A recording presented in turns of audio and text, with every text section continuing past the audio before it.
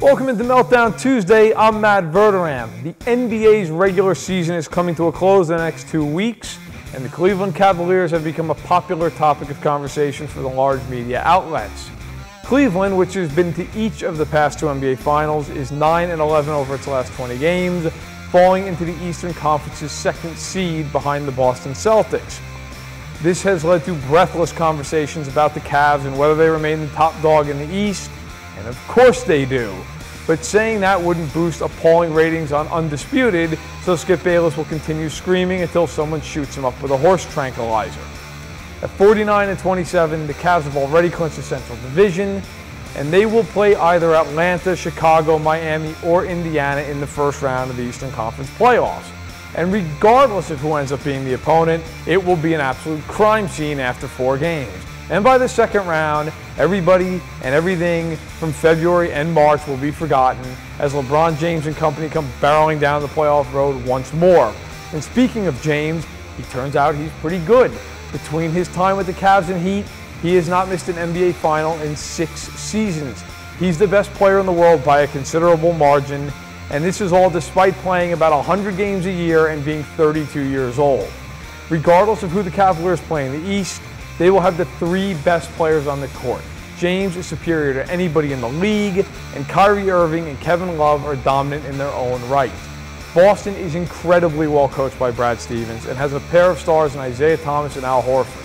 They will reach the conference finals, and they will get waxed in about 5 games. Cleveland may not win a championship this year. James and his charges, they might lose to the Spurs or the Warriors in the finals.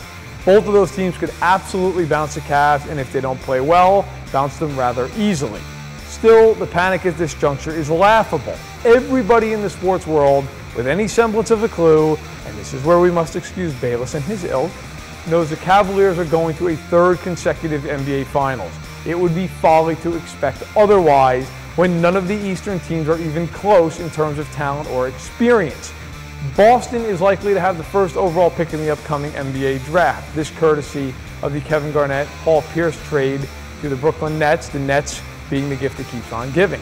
The Celtics will probably select Markelle Fultz, a tremendous guard from the University of Washington. And if he becomes the next Chris Paul, then we will have a real conversation this time next year. But until then, the Cavaliers are far and away the favorite to remain in the East. While many do not believe that James is on the level of Michael Jordan, and that's myself included, he deserves to be understood as the dominant figure in today's game. As long as he's healthy, his team is the favorite unless San Antonio or Golden State is involved, and maybe still then, depending on your point of view. Any other commentary? It's laughable.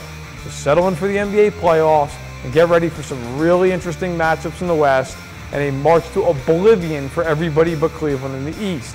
It might not make for great drama, but it's reality. And that's really what this is all about. The networks have to sell drama and intrigue. Absolutely has to do it. There has to be controversy and chaos, or nobody is going to watch. Hell, it's expected of outlets, even like us here at Fansided, to stir the pot with wild and wacky theories just to engage you and enrage you enough that you're going to click on the article. But we don't play that game. With a name like Meltdown Tuesday, you probably hate clicked on here. But that's not the case. We're going to give it to you straight. The Cavaliers are rolling to the finals. Come June, it'll all be so clear that Cleveland still rocks.